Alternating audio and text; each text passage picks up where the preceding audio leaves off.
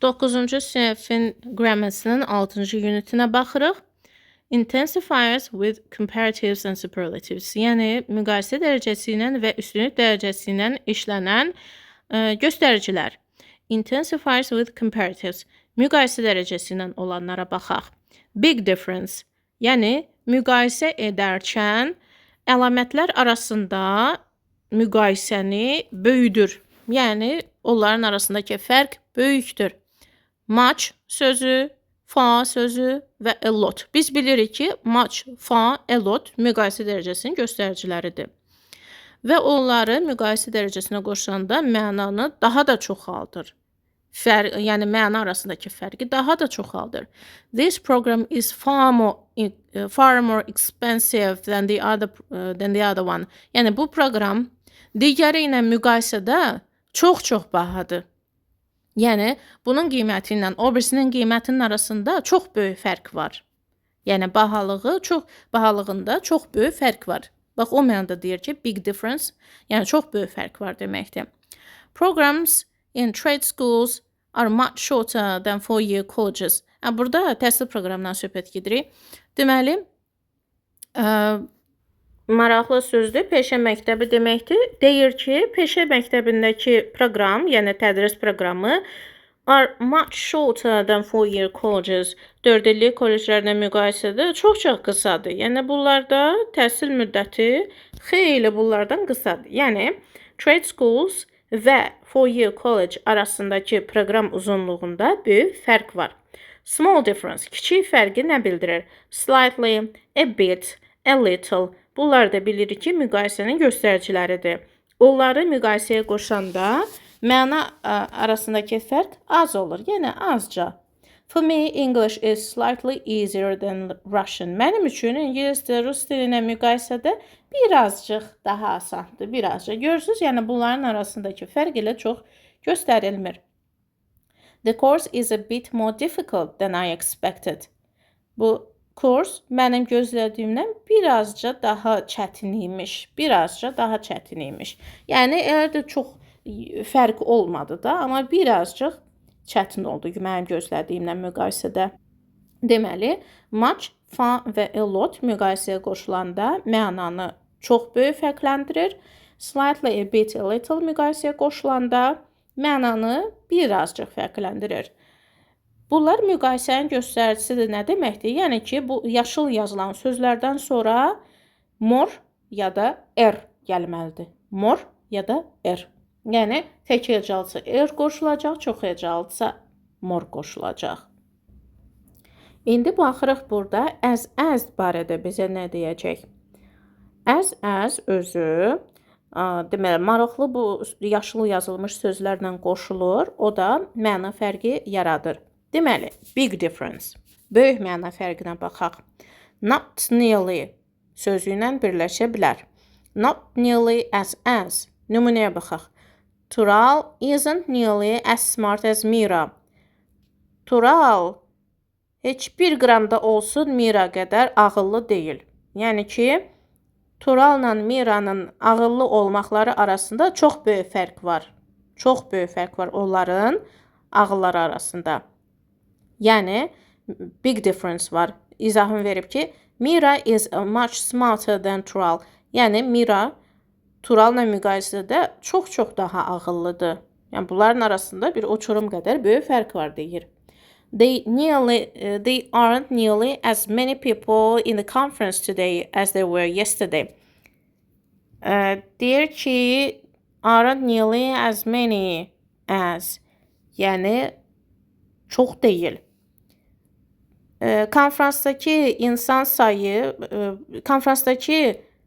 Konfransda bugünkü insan sayı dünənki ilə müqayisədə çox azdır. Çox azdır. Nəyə görə azdır dedi? Çünki not və many veribdir də. Many çoxdur. Not da onu əksə aparır. Əks mənaya aparır. Yəni biz deməyəcəyik ki, çoxdur. Biz deyəcəyik azdır. Məna elə çıxır da. Yəni many-ni inkarlayır ki, yəni çox deyil, yəni azdır. Bugünkü insan sayı dünənki ilə müqayisədə bir xeyli azdır. Yəni there were far more people in the conference yesterday than there are today. Yəni dünən konfransda insan sayı far more daha çox idi than there are today. Nəinki bu gün.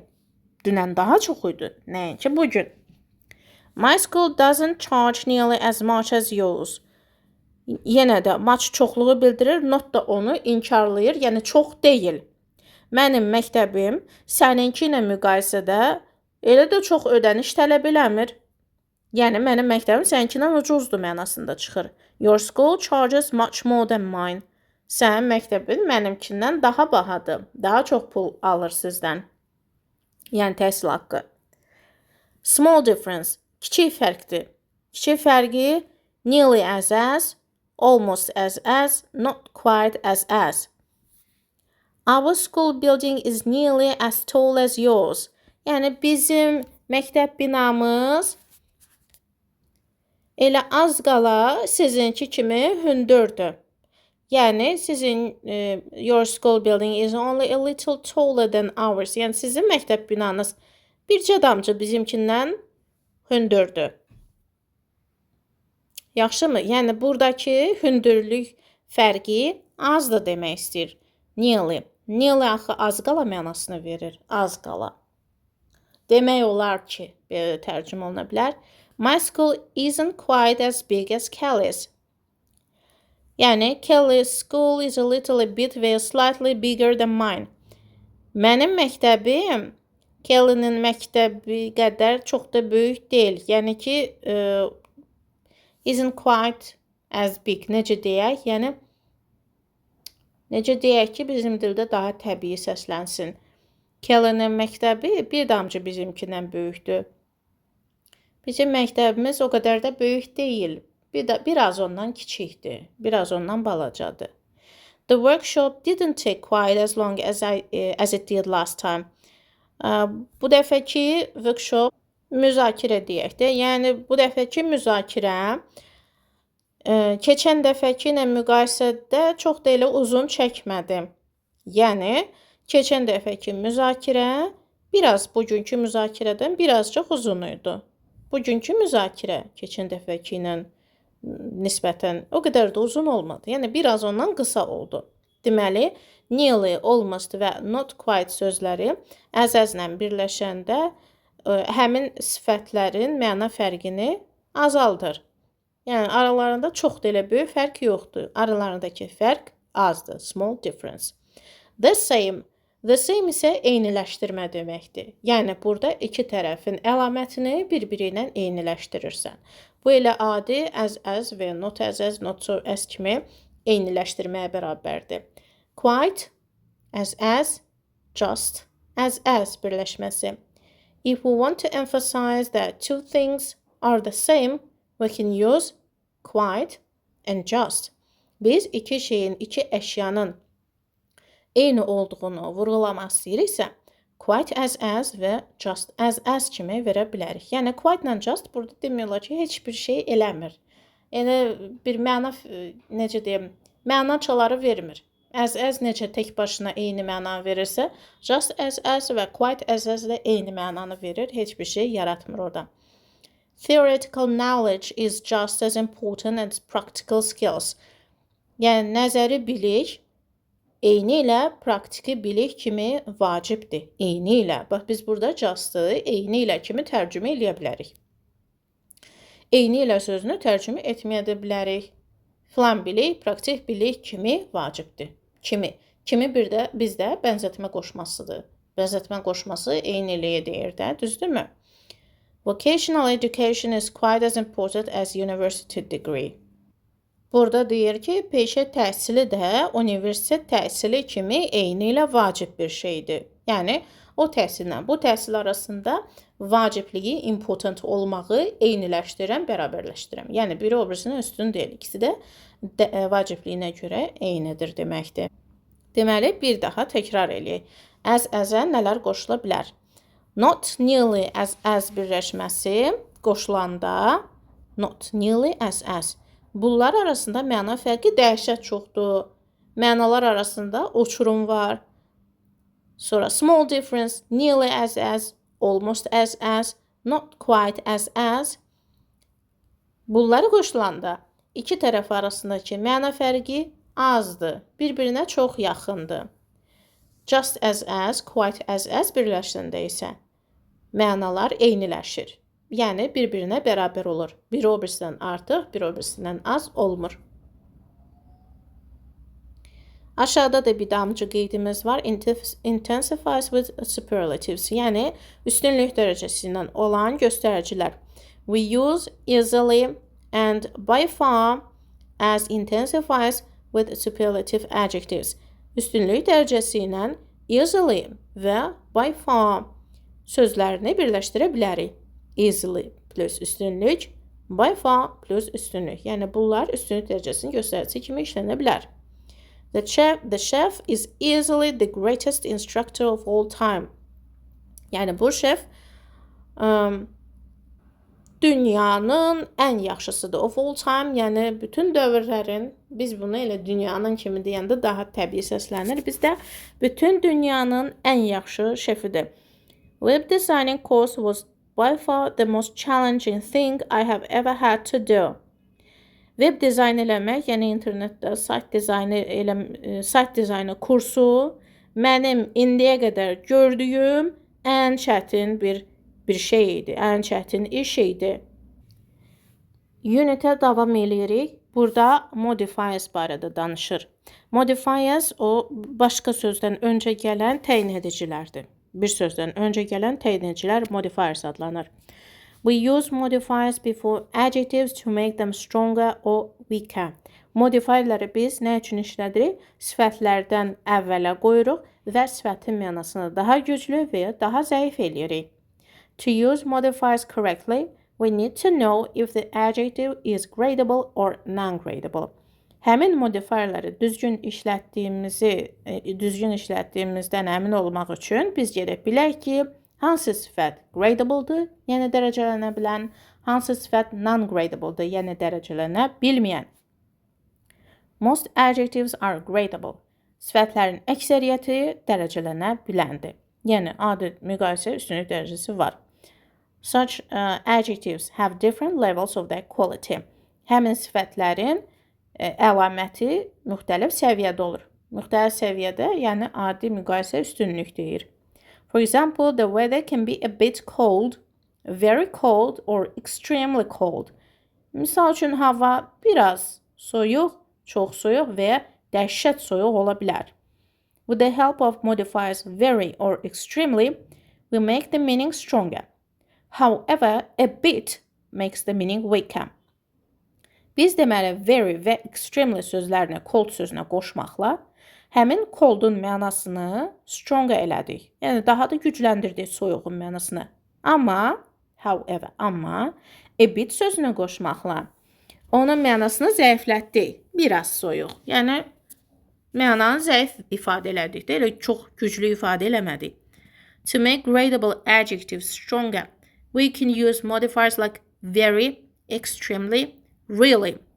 Biz dərəcələnə bilən sifətin mənasını gücləndirmək üçün very, extremely və really sözlərindən istifadə edə bilərik. Bu üç dənə söz sifətin mənasını çoxaldır, sifətin mənasını gücləndirir. To make gradable adjectives weaker, we can use modifiers like fairly, a bit, rather and quite. Fairly, a bit, rather və quite sözlərini istifadə eləməklə biz həmin dərəcələnən sifətlərin mənasını az bildirə bilərik. Yəni çox da çoxaltmırıq. Bir damcı çoxaldırıq onların mənasını. Yəni bunların mənası yuxarıda bu very, extremely, really çox kimi, həddən artıq kimi, dəhşət kimi tərcümə oluna bilər. Fairly, a bit, rather, quite isə bizim dildə biraz, bir qədər, kifayət qədər belə tərcümə oluna bilər. İndi o asılıdır cümlədən. Yəni öz dilimizdə o cümlə necə təbii səslənirsə o cürdə tərcümə edə bilərik. Yəni bunların konkret tərcüməsini yapışdıra bilmərik ki, bu sözü ancaq belə tərcümə eləyə bilərik. Başqa cür tərcümə eləyə bilmərik. Yox. Tərcümə dilin təbii səslənməsindən asılıdır. Fairly. More than average but less than very. Yəni fairly'nin mənası nədir? Ortadan biraz yuxarıda, amma very'dən daha zəifdir mənası. Fəalı bir qədər deməkdir. Çox mənasını vermir, bir qədər deməkdir. Rather, quite sözünə bərabərdir mənaca. To a slight degree, bir qədər. Görürsünüz, o da bir qədər deməkdir. Kifayət qədər, quite. Kifayət qədərdir.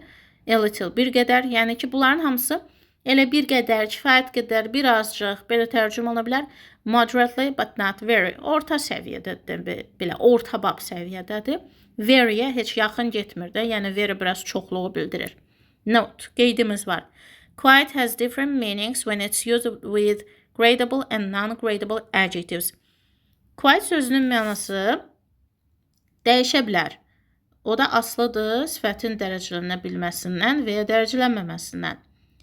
Quite'dan sonra gradable adjectives, yəni dərəcələnə bilən sifət gəlirsə, mənası necə olur? When we use quite with gradable adjectives, it usually means a little, moderately, but not very. It has a similar meaning to rather or fairly. Əgər biz quite sözünü dərəcələnə bilən sifətə qoşuruqsa, onun mənası bir qədər, orta səviyyədə mənasını verir, amma very'yə yaxın getmir mənası. O cür işlənəndə mənası rather və fairly sözləri ilə demək olar ki, oxşar olur. Misal üçün, this program is quite long. Yəni, bu proqram biraz uzundur. This program is long enough, but not very long. Yəni, kifayət qədər uzundur, yəni biraz uzundur, amma çox da belə uzun deyil proqram müddəti. Some adjectives are non-gradable, absolute adjectives. Bəzi sifətlər absolute sifətlər adlanır. Yəni, onlara dərəcələnə bilmir.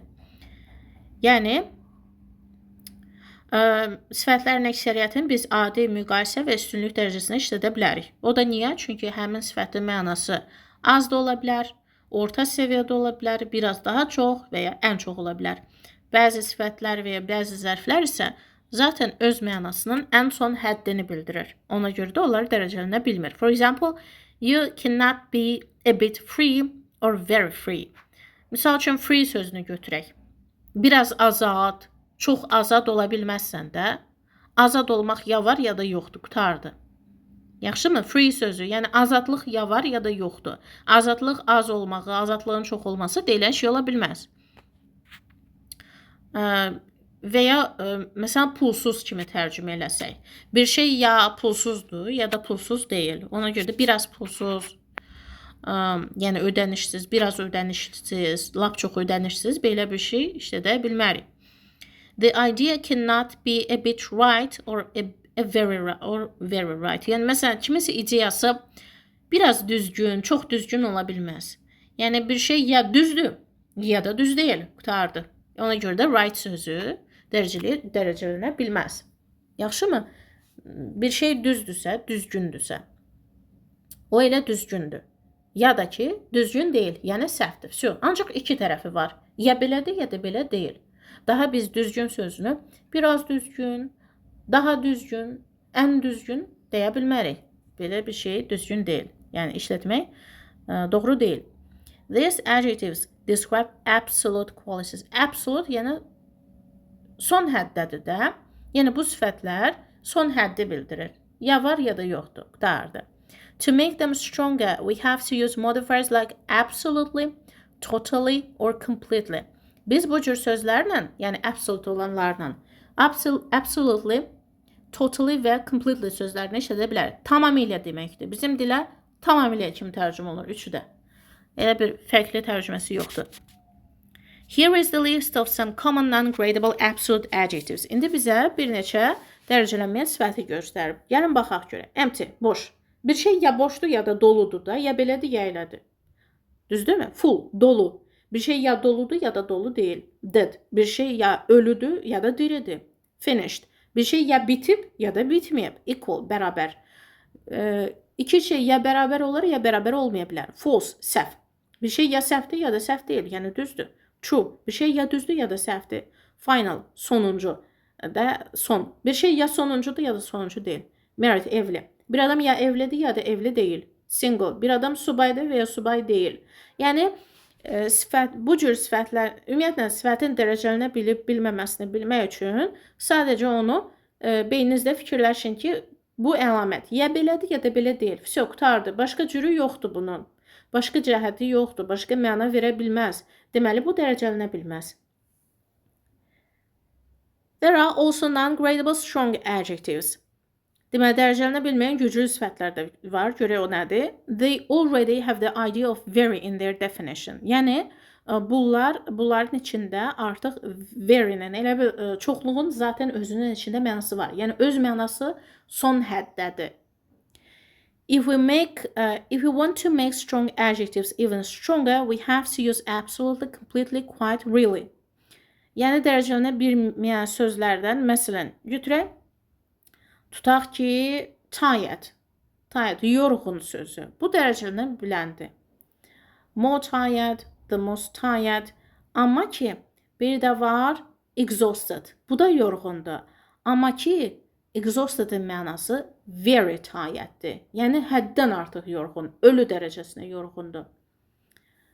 Yəni, bax, bu cür sifətlər var ki, onu sinonimlə əvəz eləyəndə ağlımıza very ilə sinonim gəlir, very ilə sinonim gəlir. Ona görə də onların mənası həddən artıq çox mənasını verir. Və o sözləri absolutely, completely, quite və really sözlərinə qoşa bilərik. Bunlar dərəcələnməyən sözlərə qoşulur. İndi misal verir. Bayaq quite barədə danışdı ki, quite dərəcələnə bilən sifətə qoşulanda kifayət qədər və biraz kimi tərcümə olunur. Quite has different meaning when it's used with gradable and non-gradable adjectives. Yuxarıda deyir ki, dərəcələnə biləndən mənası belə olur. İndi dərəcələnə bilməyəndən mənasına baxaq. Quite dərəcələnə bilməyəndən düsturuna baxaq. When we use quite with a non-gradable adjective, it usually means totally or completely. Əgər biz dərəcələnə bilməyən sifətlə quite işlədiriksə, onda onun tərcüməsi tamamilə kimi tərcümə olunacaq. The program was quite incredible. Yəni, dəhşət gözəl idi. Program dəhşət gözəl idi. Ağla sığmaz, inanılmaz idi. Çox, yəni, tamamilə əla idi. Belə tərcümə edə bilərik. Yəni, burada kifayət qədər əla idi deməyəcəyik. Biraz əla idi deməyəcəyik. Çünki incredible zaten super deməkdir də. Əla, super. Yəni, onun özünün içində very mənası var. Çox gözəl. Yəni, very good-un ifadəsi də incredible. Very good-un ifadəsi də. Ona görə də quite dərəcələnə bilməyən sözə qoşulanda mənası nə olur? Tamamilə mənasını verir. İndi unitin davamına baxırıq. Burada da modifiers barədədir. Baxın, here is the list of some common strong adjectives. Həmin o güclü sifətlər, yəni son həddi bildirən sifətlərin nümunələri var. Gradable forması var. Sol tərəfdə, yəni dərəcələnə bilən forması, bir də non-gradable, yəni strong adjectives var. Onların dərəcələnə bilməyən forması. Məsələn, big dərəcələnə biləndir. Very big-in mənası nə olur? Enormous, huge. Bunların içində dedik nə var? Very mənası var. Yəni, onları sinonimlə əvəz eləyəndə very kimi əvəz eləyirik. Yəni, enormous və huge sözlərini nəyə bərabərdir? Very big sözünə bərabərdir. Big dərəcələnə bilir, enormous və huge dərəcələnə bilmin. Small balacadır. Tiny balacadır. Yəni, tiny nə deməkdir? Very small deməkdir. Bad, pis, awful və terrible dəhşətli dərəcədə pis deməkdir. Yəni, awful və terrible'ın içində nə gizlənibdir? Very bad deməkdir. Tasty və delicious. Delicious bərabərdir very tasty'yə. Pleased və delighted, şad, məmnun, dəhşətli dərəcədə şad. Delighted nəyə bərabərdir? Very pleased. Hungry və starving, ac və acından ölmək. Starving nəyə bərabərdir? Very hungry. Dirty və filthy, çirkli və it günündə, belə deyək də, yəni çox pis gündədir. Filthy sözünün mənası nəyə bərabərdir? Very dirty. Tired, yorğun və exhausted. Exhausted nəyə bərabərdir? Very tired sözünə. Important və necessary. Necessary nəyə bərabərdir? Very important sözünə. Surprised və amazed. Amazed bərabərdir very surprised.